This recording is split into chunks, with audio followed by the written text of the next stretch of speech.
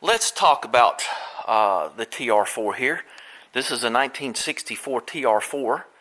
It originally came with Zenith Stromberg carburetors, and we don't like those, or I like them okay, but I don't love them. So I put these SU carburetors, which I believe to be off of at least a TR3 or something like that. And this has the most horrible, the dreaded, let's see if that works, linkage like this for this linkage here for the choke mechanism. Let's get the air cleaners off and just make our lives a little easier. These things don't hold the charge very long, but long enough for me. So let me describe to you where we're going with this thing. And I just have trouble with these sometimes. There, something metal. There. And we have this original type choke cable. That's great if your choke's really easy to use. And this ain't. So I get the 1972 and up, at least to some sources, locking cable. This cable does not lock. You have to hold it out. And I put this on a TR4A some years ago. Not this exact one, but one like this.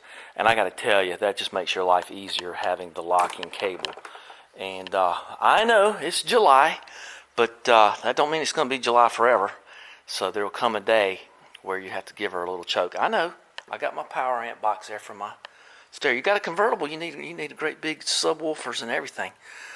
Well, you put it on motorcycles, you can put it on convertibles. So let's get those air cleaners off. It really only takes a minute to get those off. So I guess I'll do this step by step because there might be some of us out here who haven't done this before. Now I usually use what they call a core stop along with other means to hold the cable back. So that's the neat thing about having this power amp. You can put things there and it sort of holds them.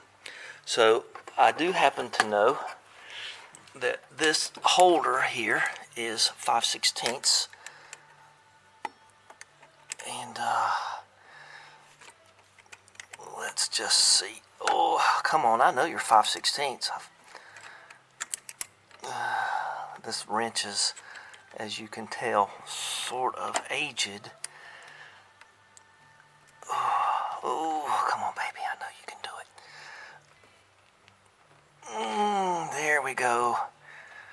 And these little wrenches are good. Now, you do have to remember, if you have a generator or an alternator or whatever you got, that you are right here at it, okay? And you can have the old dead short thing going on. So be sure and disconnect your battery. And so we've got that loose right there. Pay attention to where she's coming out. There's a little grommet, right? Well, you can see the cable and going into the bulkhead.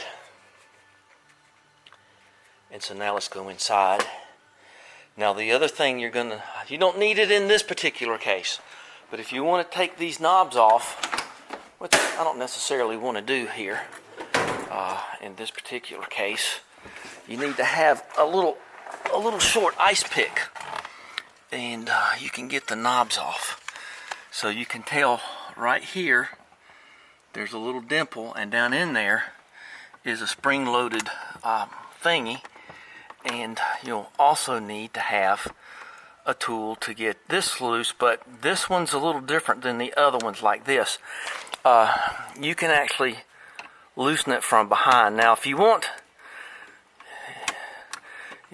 to know, these things are, this particular plenum, whatever you want to call it, this thing right here, is very fragile. It just, it ain't much. And a lot of times you'll see on TR6s and whatnot, they're all cracked right here. And that's from people grabbing and putting their thumb there or down here or wherever, and they'll crack this all up. So you have to, with a T-handle, you do somewhat eliminate that problem. Now the other thing about having the battery disconnected is you are about to have the ignition switch floating around, and that's not good. You don't want that. I'll tell you a couple other little secrets about life with these things.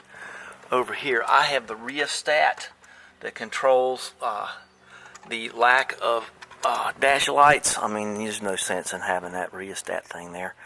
Just go right past it, and especially if it's bad, don't spend whatever it takes to get another one. So it's just not worth it. As you can tell, this is the old pump style washer system. No good. It works okay. This turns your lamps on, but I'm set up Canadian style for daylight, so that's redundant. And then there's your headlights, high-low beam. It's not in the floor, which is brilliant on a straight drive car because you don't need your foot messing with that. I've built a couple of these in my day with fiberglass. Used to be you couldn't get parts for them, and wasn't so easy. So you can tell that you've got all your ignition stuff going in here. And back in here, you can tell there's some funky size thing. Now, I am going to just get a adjustable wrench or something that I can't remember. I think it might be 5/8. Oh, let's have some fun and look and see. How do you like my fancy cigar tray there?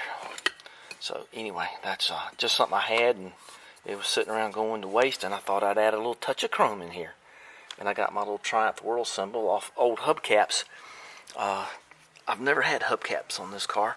What does Derek? Poverty caps. So let's get this off. And now, I would love very much to make this a little bit more steady in here. It doesn't look like there's a way to do that. I may have to take these speakers down, these subwoofers down to get the cable. Let's just take a look right now. I think this seat is as back as far as it goes, and let's grab onto this thing here and see how bad it is to get the cable to route through there. So let me go get something for my knees on the lift here. It's going to hurt. So it's real good to check all this out before. Let me put that there before I break it. Before you go too far into this thing. There's my relay for.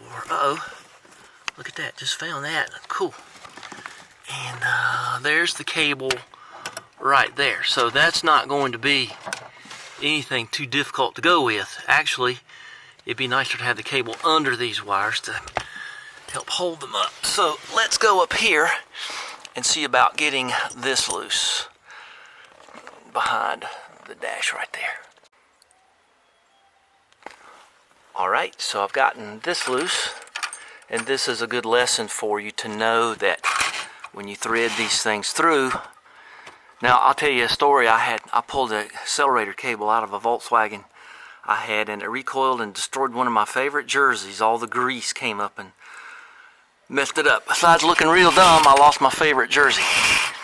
So anyway, I didn't exactly lose it, as it were. I just couldn't wear it in public. You know, it was a little bit weird looking. It sort of, a little bit of embarrassment you get when you do that. So you can see what I did here. I've got this coily washer here that keeps some tension on it. I got that back there to give me some support behind the dash, and then you can just take this whole thing out, and you can go over here and kind of compare the two. And sure would like to have that on there, huh? Wouldn't you though? So you think to yourself, possibly I want it to look real nice. And you do want it to look real nice, because this don't look real nice. So, I mean, that just looks kind of plain. So what are you going to do about that? Well, I don't know yet. I'm going to have to do something. I don't truly add. That looks like it had a locking mechanism at one time. It sure don't work though. Yeah, there's nothing. There's no there. It just sits there and floats around. So I want the locking mechanism. even if it has to be a little ugly. So, knobs, TR3 knobs, where might I have those? As much as you use it. I don't know. See, that really has no... I tell you what we're going to do. We're going to put this in here and just see if it works. Might as well. And the other thing you can do while you got this out is measure this and see what size it is. Let me go get my micrometer. I've got one here, but this one's been through the proverbial ringer. Let's just see if it'll give me some general size. So when I put it back in, it says 3/4. Do you believe that? A 3/4 thing to hold in that thing. Whew. Well, that's about right. That about does it. Okay, well, I'll just keep that in mind. So let's switch these over and see if I can keep this beauty. One thing about MGBs, they weren't beautiful as TR4s, but they have their place. In some warehouse in Charlotte, I think in Pieces is where the last one I worked on is, and that's the right spot for it. As a side note, you're dealing with stiff cables here, and they'll go right smack in your eyeball. So be careful. Wear your safety glasses or something, because if that thing hits you in the eye, it's going in, and you will. The medical phrase is called a ruptured orbit, and you do not want that. I'm trying to take nothing for granted here. Now, you got to remember, this is a stranded cable. So if that starts to come unstranded on you, life is bad. Now, the thing that might help you would be a little touch of super glue, or you can solder it sometimes, but don't count on that. You got to load it with acid flux because it's got oil on it. Clean it and solder it, and you can cut it real carefully with your Dremel cutting tool, and you can get it back in the outer cable, maybe. But don't let it unravel on you. Don't mess with this end too much. Solid cables are okay. I don't mind them, but they can be just a little bit more difficult to actuate, and I'm sort of banking on this stranded cable saving me. Well, that's pretty not going to work right there. that's not going to be happening. And you're tempted to get your Dremel and start cutting and doing all that stuff. Don't do that. Let's see if I have another something that looks like this that I can use and make it look decent. But that ain't ever going to work there. And you got to be patient trying to get that cable started down in here. But yeah, that's just weeble wobbling like crazy. All right, let's see who wrote me. They always wait till I get started out here and then they start writing me. I found out how to make it cooler downstairs, and that's spend some time in the attic. Oh, in the barn. It's open and all, but it's just hotter than heck up there. It's got to be 20, 30. Well, I think I found a few things here.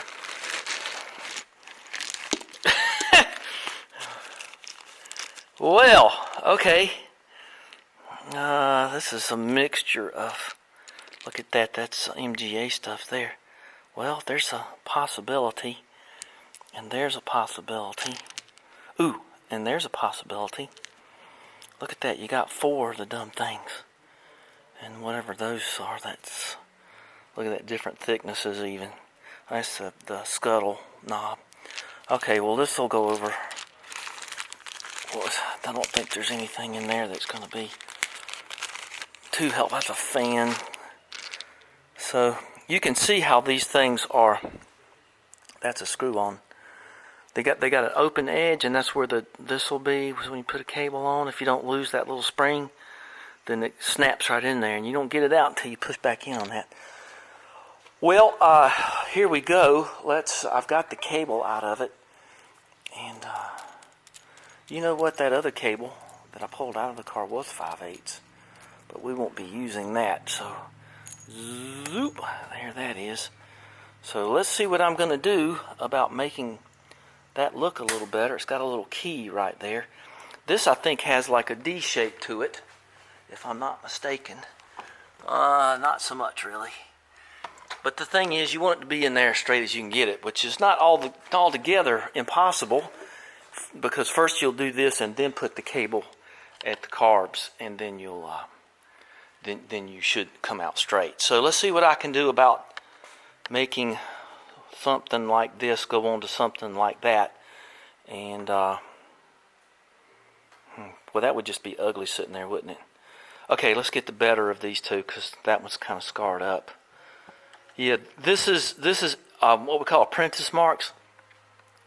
There is a tool to do this thing with, and people generally just get their channel locks out, Nipex or whatever they got, these things, and then they scar the bejesus out of them, but it's not so noticeable really. Got bigger problems. So here we are. I think these are pretty comparable. That one's that kind. There's two. You can tell the backs are different. So do you cut this out a little bit to fit on this, or this a little bit to fit that? So let's just see how bad it is. Not too bad. I don't know. You don't want to cut this to the point to where it slips through the dash. So you're gonna have to watch that. And I'll have to think about this. I don't see super glue working here. This looks more like a JB weld. This could take a little while. You can accelerate JB weld a little bit with a little tiny bit of heat, but I'm not in a hurry because I got a whole monitor to do. Probably 10 minutes have passed, maybe 15. A little judicious grinding in here, and since I have two of them, you can see these are threaded, but those threads have now been at least somewhat eradicated. And I've done a little judicious grinding around here, and I believe what I've got here is that is going to press in there. So I'll have to have both hands to do that, but I think I can press that in there. And the other thing I want to tell you too is you want to clean this. Don't use anything abrasive too much, because you'll get it down in the cable, and abrasives and cables don't work together very well. A little bit time of grinding, and then you end up with this, and you just have to just keep fitting and trying. And I've got it to where it goes. It's just going to pop in there. So now's the time to lay your bead of a little bit of, not a sponsor, of the Professional Liquid. Ooh, Professional Liquid. Oh, for those of you who don't know it, that's good stuff too. Be careful with this. You get super glue on your skin and this on your skin, and it'll feel like a laser beam eating into your flesh. So don't let that happen to you. Okay, let's see if I can just do this on screen here. Bring out the big weapon there. So I'm going to, you can tell I've been grinding, my fingers got gray dust all over them. So I don't think I'm going to have much trouble here. And I didn't really want to use super glue, but I don't think that this, you have enough room for JB weld. Those of us who use JB weld know it takes a little bit of room. You got to have the glue actually do something. I'm kind of going for a pressure fit here. So, oh, look, did you hear it snap? Let's get, good. I thought, well, everything happens for the best there, I guess.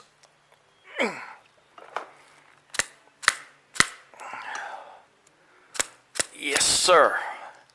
I know that's making a ticking noise against the base of the camera, but I'm working right now. So you know what? That's pretty acceptable. That's not dirt right there. That's where the chromes come off. And I believe it to be pretty close to acceptable. We're not going for beauty. It's not exactly all the way down right there, but you can't grab hold of it anymore. Let's look. Yeah, that's a trick. Let's look at the back side. She's a little cattywampus.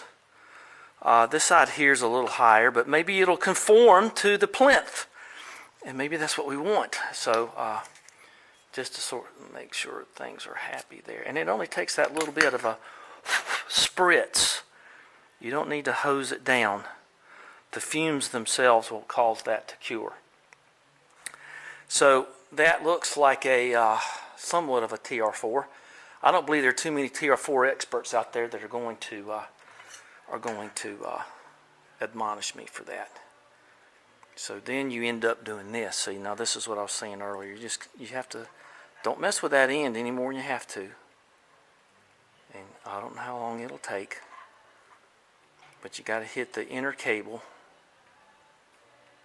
Come on, baby doll. Oh, come on. This is how long it'll take.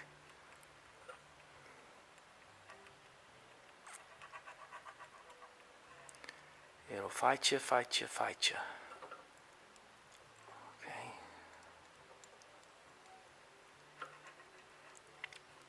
There it goes, right there. Okay. I don't know if I'm going to edit that or not, because you need to see the truth about these things. Now that's a pretty good pressure fit, so I feel okay with that. And of course, don't get super glue down in your cable. Oop. Okay, there you go. And you're going to pull and lock.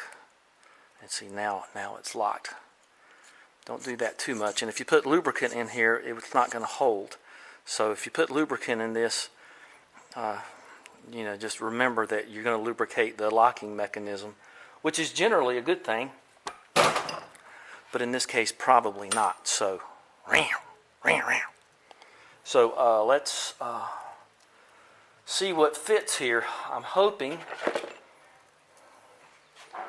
that this will fit.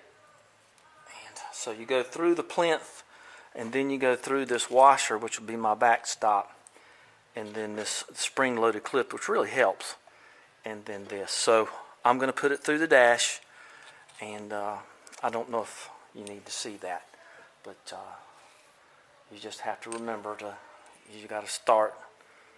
You go through the plinth and then through this stuff in the order you want it. And remember too, you'll run into these nuts that have a side. See, that's got a flat side and it's got the beveled side, and you want this to go again your plenum, however you want to say it. And just to reiterate, this is a different nut, of course, and this happens to be 17 millimeter. So there you go. So that just makes it a little easier to mess with it in the dash. We'll look at the dash in just a second. All right, let me show you what I'm doing. So I've got her through the plinth. I've got her. There's my big washer, my spring-loaded washer, and my nut. Now you want the least amount of kinks in this. Even if they are singing Lola, you still don't want them. Now, what you can do here is pull on your cable, and that'll help protect your end down there. You can see it going back up in there. And then, like I said earlier, you want to, big mosquito there of some kind. So those wires there are not so tight that I am worried about them.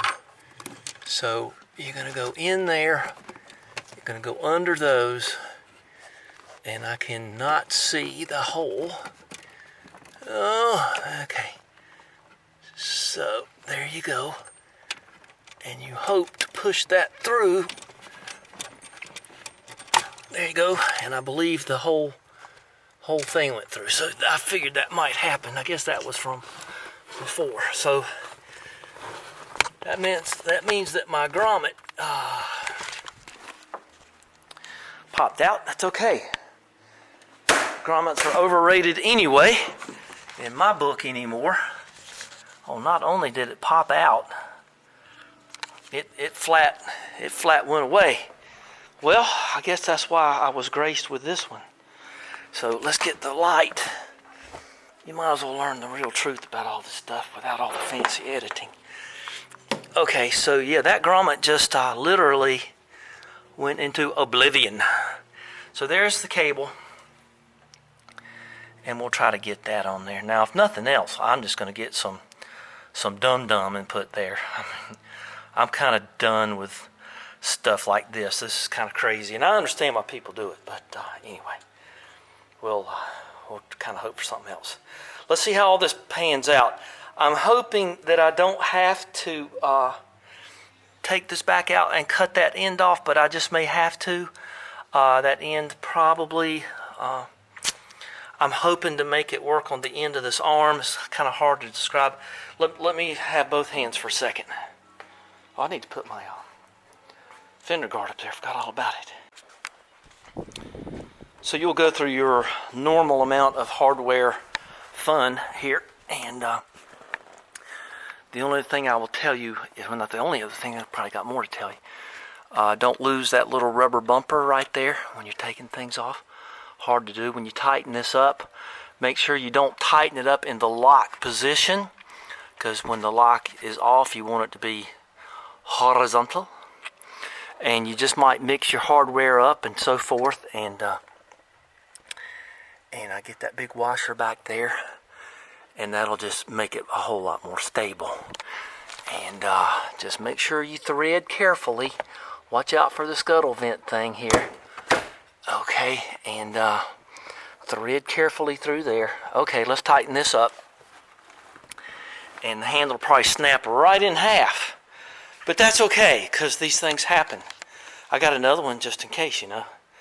But I doubt I'll go back to the original one. So I'm going to show you what's going to happen down here after I get the dash settled. Very simple. And I'm ready. I got my grommet ready to go back in there, but that'll probably be one of the last things I do. So nothing's as easy as it seems. I can't tell you how many times something's going to take 10 minutes. I'm there all night. It happens that way. Okay, so I haven't got it hooked to the carburetors yet, but there you go, and you can pull out and you can lock it, and there you go. So I think that this will end up getting kind of soiled, especially if you working in my shop. God, every time I can sit on the chair all day and then bing a bing a bing a bing right when I'm trying to do something. So okay, so just make sure that's all the way home, so when you go to adjust it, see what I mean? Things are going to get soiled, and there is a little bit of, maybe you can turn it that way, make it a little bit more level. There's a little bit of that, but you know, this is a finessey kind of a car. And that's a good name for a cat, Finessey, or a band. Okay. Bad Finessies. Okay, there you go. And let's go hook up there. And boy, I am not into cutting cables. Even if it's got to hang down a little bit, I can be able to adjust that or do something about it. I remember one time I had one so long, it was in a Rolls Royce, and I couldn't do anything else, literally. So, and of course, the woman who owned it was, you know, I actually slit the carpet. It was a very old Rolls Royce. It was from the 20s. I actually slit the carpet and slipped the cable down in there for the choke, and it actually, I got away with it. But I didn't want to, you know, cables for stuff like that is almost impossible to find. And they did have cables. I mean, what else did they have? I mean, they weren't running stuff off hydraulics back then. Okay, so let's hook this up and see how this goes. I am digging the fact, here, I'll just show you, just hang on. So what I'm trying to say here is this is the pinchy device that we saw earlier, but this will actually, the way the MGB cable is made, it'll just slip in there, and you don't have to tighten on the outside cable so much. And I believe that sometimes when you over tighten on the outside cable, of course it squeezes on the inside cable, and you will find that if you get a little bit of drag there, now we're talking on the original cable, the one that I pulled off. See, that won't happen here. You do want to tighten this up, but you don't have to go, you know, full torque on it. And that's all this is going to be now. Instead of a crusher, it's now just a holding device, and I'm hoping that will work there. So yeah, see, it just barely slips in and out of there, but it's got that shoulder, so you're in good shape. So let's put our, I used to have a whole boatload of these things, and I believe this one is just a little bit too big. Let's see if I can find them. They're probably in my carburetor thing. I'm going to get the old square D out of the way. And I've already got that out, but I used to, you could buy them in a kit, and it come with 4 or 5 different sizes, you know, up to like this big, this great big thing. And let's see if I've got any other core stops. Because, boy, I tell you what, I do not let carburetor stuff get away from me. Now, that was, I think that was on there at one point. But see, that's way too far out there. And I know I'm kind of far out there, but not that far out there. I got a bunch of this stuff. I don't think I got any more core stops. And those are those funky carburetor. Use them on door locks too. Those little locky the thing in. These things. I remember doing that Dodge truck, and I was real surprised to see those all inside the door latch mechanism. Of course, it makes sense. It makes it quick. So I believe this might be the only core stop that I have left in the universe. Let's see, I can ream them out and all that other stuff. But I think that might be my one and only one.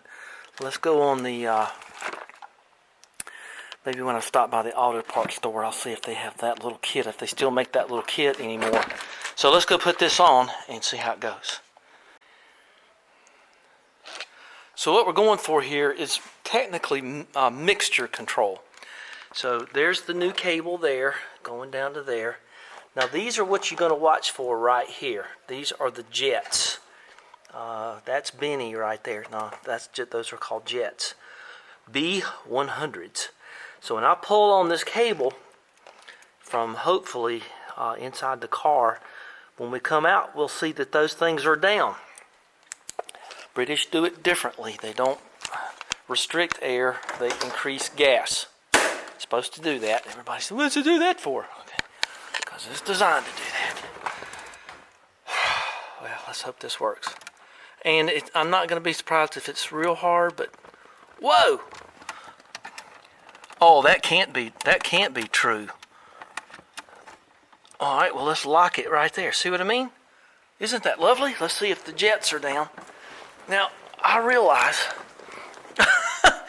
that it's almost 100 degrees, but still got to have them. I can tell from here. So now see, they're down a little bit. They're down just a little bit, and that's all they need to come down. And you can tell where the cable is. I don't think I can. Let's see if I can get some light there. And I'm running out of these. And maybe you can see them fall. Yeah, I can reach that easy. So now, just watch right here and you'll see them fall. Let's see if I can get both of them in there. See? I can't pull it that way. You got to have a little bit of girth behind you. So, oh man, I've waited a long time to see that action again. So you can watch the springs too. And those are special springs. You have to, I got a couple extras, but here we go, letting it off. Perfect. Perfect. Okay. That's the easiest I've ever seen that work. So, oh, I found one of these. I had this in a baggie. This goes in the cable, and it has that little pin that you lose. See, that pin moves. And that's what goes up and inside here and locks onto your fan. Now, don't get cavalier pulling those knobs off if you've never done it, because if you lose that thing, you're in for it. You're going to have a hard time finding it again. So, let's, I might have to adjust her a little bit, so I probably will go ahead and just crank her. Golly, I can't believe that. So, let's see, that's a half. Those are matriques. So they go there. Okay, and let's get this little grommet in there. And then I think I got the key on me. Oh, what's that? Oh, it's I had to get a new ceiling fan. There we go. Trying out the world. Okay. So let's get this on here, and then we'll crank her up. I'm not going to throw, I don't think I'm going to throw carbon all over my box there. So let's make sure we've got everything where we want it. And get those air cleaners back on, but we won't go into that. Whenever you mess around with this stuff, it's good to make sure that that stuff's clear. That would dump gas on the ground if it overfills. Okay, and I think that's in there good. Let's see, we're gonna have to turn this on. And here's the radio start up. Now I'm not gonna actually put the choke on because it's way too hot for that. But let's just see, whenever you mess around with carburetors, you need to see if you did anything terribly tragic there. Speaking of terribly tragic, well, I think we've all fought our battles with door seals on these cars. I bet Sean kicked that out. We're blaming it on Sean. Yeah, that's more like it. I don't care about that. Okay, so Sean, we got it in parking brake, and she ought to just go clickety-clackety. Well, not very much driven just the other day. Well, let's be ready to shut her down if we need to. Nope. There goes oil pressure. Whoop.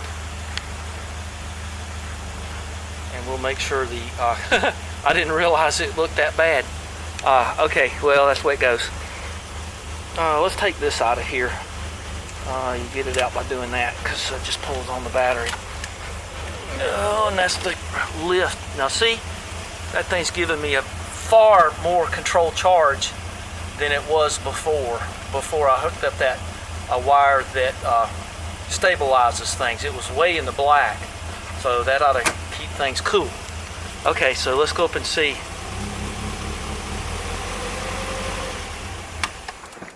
Oh, she runs like a peach. Look at that. I can't believe that's the best that's ever worked.